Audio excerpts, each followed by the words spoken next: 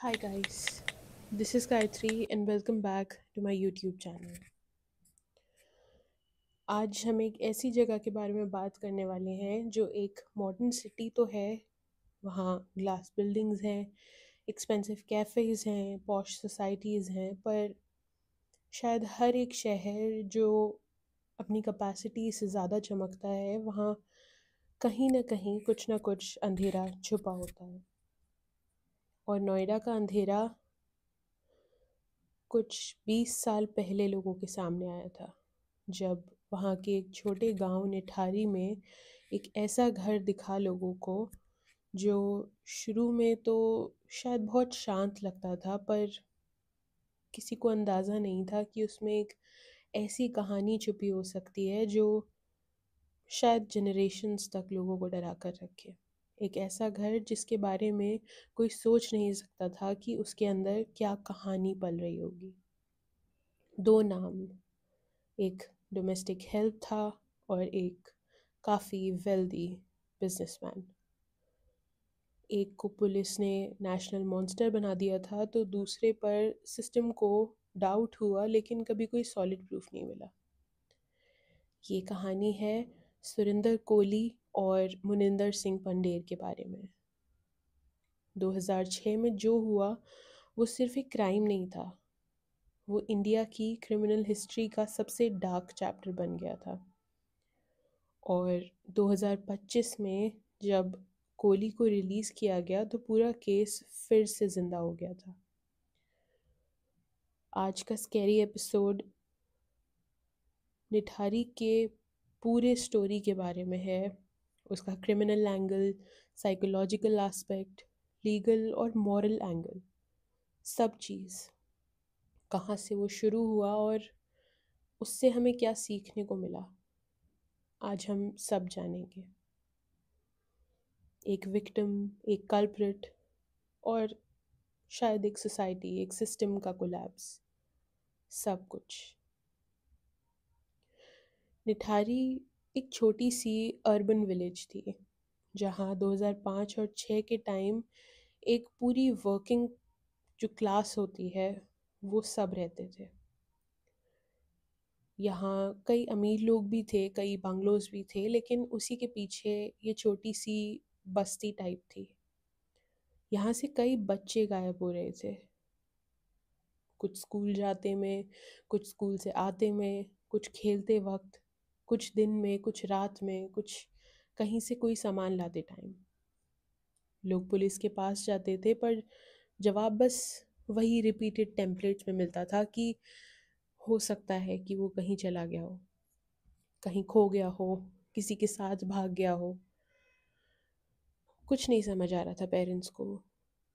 वो हर तीसरे दिन, हर दूसरे दिन कोई ना कोई नया माँ बाप जाके कंप्लेन रजिस्टर करता था कि मेरा बच्चा गायब हो गया है, स्कूल गया था, ट्यूशन गया था, गायब हो गया है, तो क्या किया जाए, मेरी हेल्प करिए उसे ढूंढने में। कोई सीसीटीवी नहीं, कोई ट्रैकिंग सिस्टम नहीं, कोई अलर्ट मैकेनिज्म नहीं, सिर्फ मिसिंग कंप्लेंट्स और हेल्पलेस पेरेंट्स।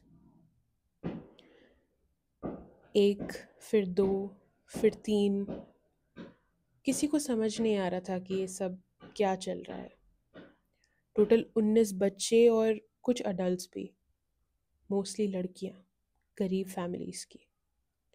पेरेंट्स ने बताया कि बच्चे लास्ट बार D5 के आसपास देखे गए थे, पर पुलिस ने न जाने क्यों ये कंफ्यूजन क्रिएट किया कि शायद ये कोइंसिडेंस हो सकता है। मगर जब कोइंसिडेंसेस एक पैटर्न बन जाते हैं तो वही क्राइम की वजह बनते हैं। सब कुछ बदल गया 2006 में। 29 दिसंबर को सब कुछ बदल गया।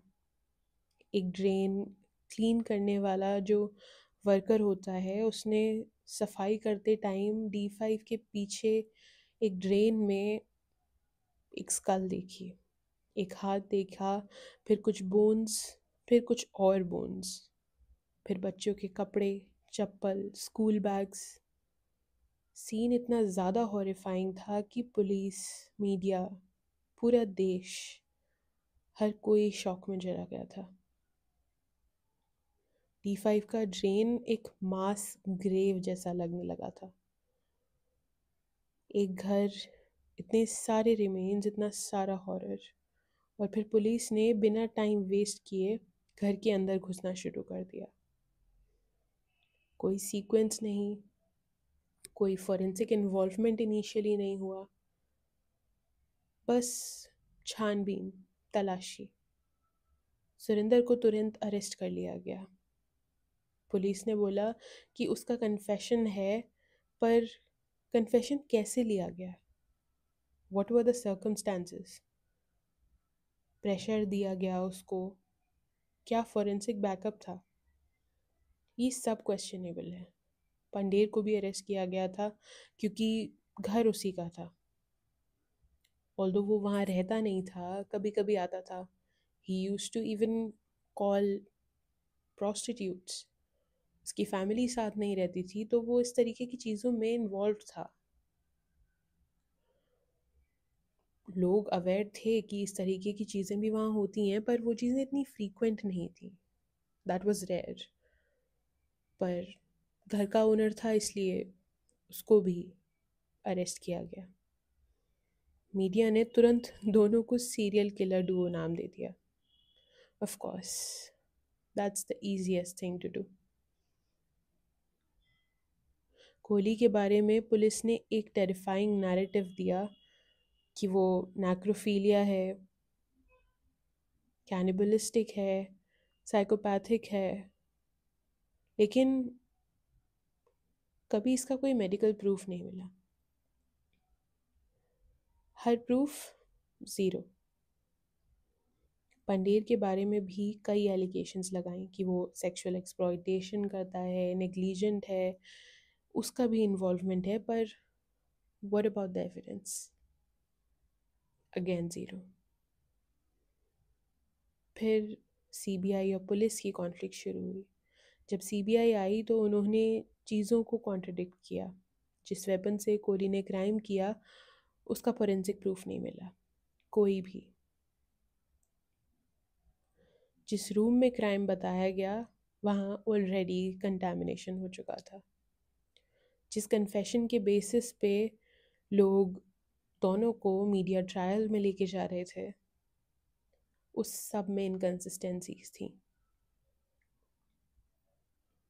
सीबीआई ने कई केसेस में पंडेर को क्लीन चिट दे दी, तो कोर्ट्स कंफ्यूज हो गई और पब्लिक ऑब्वियसली गुस्सा।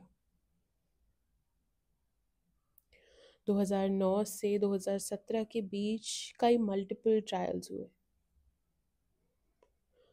कोहली को कुछ केसेस में डेथ सेंटेंसेस मिले, पंडेर को भी एक केस में डेथ सेंटेंस मिला, पर ये कन्विक्शंस मोस्टली सर्कमस्टेंशियल थे कि विटनेसेस मिसिंग थे और फॉरेंसिक्स शुरू से ही कॉम्प्रोमाइज्ड। और अब तो 20 साल बाद रिकवरी ऑब्वियसली डाउटफुल है।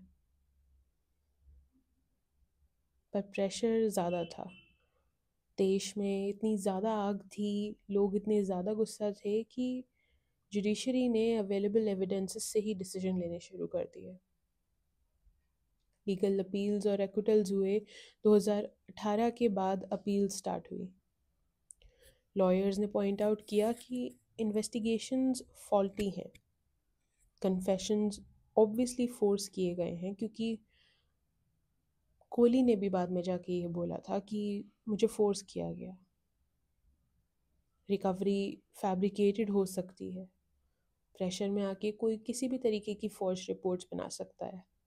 पंडेर के इन्वॉल्वमेंट का कोई भी साइंटिफिक प्रूफ नहीं मिला, ना शुरू में ना इन 20 सालों में। 2023 में हाई कोर्ट ने कोहली और पंडेर को मल्टीपल केसेस में एक्विट कर दिया। जजमेंट सिंपल था कि एविडेंस और प्रूफ नहीं मिल रहे हैं।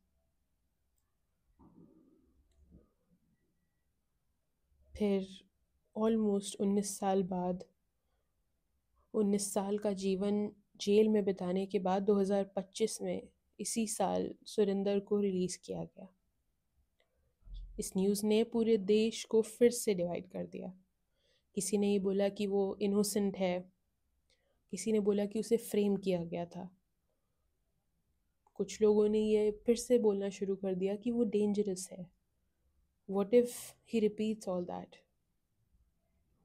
क्या हमारे बच्चे अब सेफ रह भी पाएंगे या नहीं? जो विक्टिम्स थे उनकी फैमिलीज बिट्रेड फील कर रही हैं। एक्टिविस्ट्स डिमांड कर रहे हैं कि इन्वेस्टिगेशन दोबारा से करी जाए। पर क्या 20 साल बाद अभी भी उस चीज़ के बारे में उसी तरीके से सबूत कलेक्ट करे जा सकते हैं, विटनेसेस कलेक्ट किए जा सकते हैं, लोगों की स्टेटमेंट्स ली जा सकती हैं? I don't think. और हमारी जुडिशरी का स्टैंड था कि you can not jail someone without conclusive evidence, which is in some way true. पर क्या ट्रायल्स हुए? क्या ट्रस्ट किया जाए? विक्टिम्स की फैमिलीज और कोहली और पंडेर सेम पोजीशन पर हमेशा के लिए लटके रह गए। जो विक्टिम्स थे उनको जस्टिस नहीं मिली। कोहली और पंडेर अपनी ज़िंदगी का काफ़ी क्रूशल टाइम वेस्ट कर चुके। लोग आज भी कंफ्यूज्ड हैं कि असली कल्प्रिट कौन है। इसी बीच में कहते हैं कि सिनेमा सोसाइटी को रिफ्लेक्ट करता है। ऐसी ही एक फिल्म सेक्टर 36, कोहली और पंडेर के केस से इंस्पायर्ड विक्रांत मसीह ने एक्ट करी हुई मूवी अर्बन हॉरर को रिफ्लेक्ट करने के लिए बनाई। कैसे पुलिस प्रेशर और पॉलिटिकल मैनिपुलेशन सब चीज़ एकदम रॉ फॉर्म में हमें किस तरह से लेसन्स दे सकती है। बिना स्टोरी का नाम लिए किस तरीके से हम उसको रेप्लिकेट कर सकते हैं जस्ट टू स्प्रेड अवेयरनेस। ये मूवी एक रिमाइंडर थी कि कभी कभी रियलिटी फिक्शन से भी ज़्यादा टेरिफाइंग हो सकती है।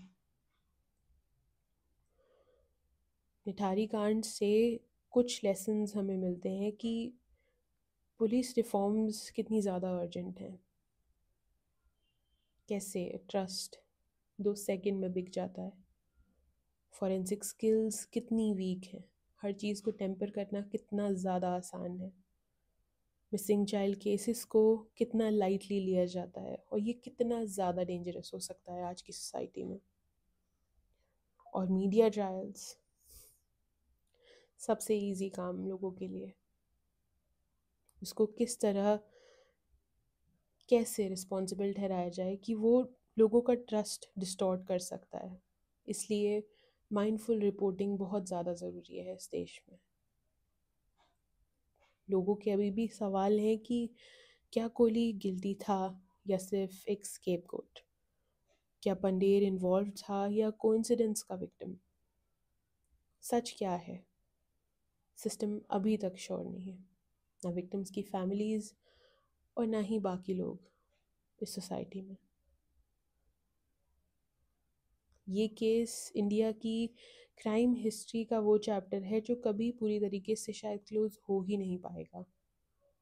फैमिलीज को अब तक क्लोजर नहीं मिला। कोहली और पंडेर का भी काफ़ी समय वेस्ट हुआ। पब्लिक को अब तक कुछ भी सच क्लियर नहीं है। जुडिशरी ने लॉ को फॉलो किया पर एक क्वेश्चन शायद हमेशा बस हवा में लटक के रह जाएगा कि निठारी एक हॉरर स्टोरी नहीं, एक वार्निंग थी। एक वार्निंग है जो हमें ये लेसन्स देती है कि मिसिंग चाइल्ड कंप्लेन रिपोर्ट करना कितना ज़्यादा ज़रूरी है। क्या पता जिस बच्चे को हम ये सोच रहे हैं कि शाम तक वापस आ जाएगा, शाम तक वो ज़िंदा ही ना बचे। हमें क्यों ये इम्पोर्टेंट है कि अपने बच्चों को एक सेफ़ रूट बता के रखें, एक सेफ़ ह्यूमन बता के रखें, एक इमरजेंसी नंबर याद करा के रखें। अर्ली डेज़ वर सो ईजी जब मोबाइल फ़ोन्स नहीं होते थे। लोगों को 15-15 नंबर याद रहते थे। पर आज एक नंबर याद करना मुश्किल है. But it is so necessary, so easy for young kids to learn the mobile numbers of people who are responsible for their safety. और ज़रूरी नहीं कि हम अपने बच्चे को, सिर्फ अपने ही बच्चे को ये सिखाएं. Why can't we try to be a safe space for someone else's child? ज़रूरी नहीं कि कोई बच्चा हमें रिटर्न में कुछ दे तभी हम उसकी सेफ्टी के लिए रिस्पॉन्सिबल हो. सोसाइटी को विजिलेंट होना पड़ेगा, पुलिस को अपनी अकाउंटेबिलिटी बढ़ानी पड़ेगी, और मीडिया को सबसे अबव रिस्पॉन्सिबल रिपोर्टिंग करनी पड़ेगी. सेफ्टी शुरू होती है अवेयरनेस से, और अवेयरनेस शुरू होती है आप से. So this was it for the Nithari Kand. If you want more honest or researched true crime documentaries जिनसे हमें कुछ सीखने को मिले, या कुछ ऐसी स्टोरीज जो मैं पढ़ूं और डिस्क्राइब करूं आपको इन एन ईजी वे, और उससे हमें क्या लेसन सीखने को मिलते हैं, कैसे हम उस स्टोरी के बाद उस पास्ट से, उस हिस्ट्री से अपनी फ्यूचर लाइफ को बेटर कर सकते हैं, प्रेजेंट में कैसे और ज़्यादा माइंडफुल होके जी सकते हैं. If you want me to bring more such stories for you, don't forget to share your thoughts in the comment, like, share and subscribe to my channel. Your support is going to help me create more stories and bring alive the stories that are hyped but not clearly discussed. This was it for the scary episode. Until next time, thanks for watching.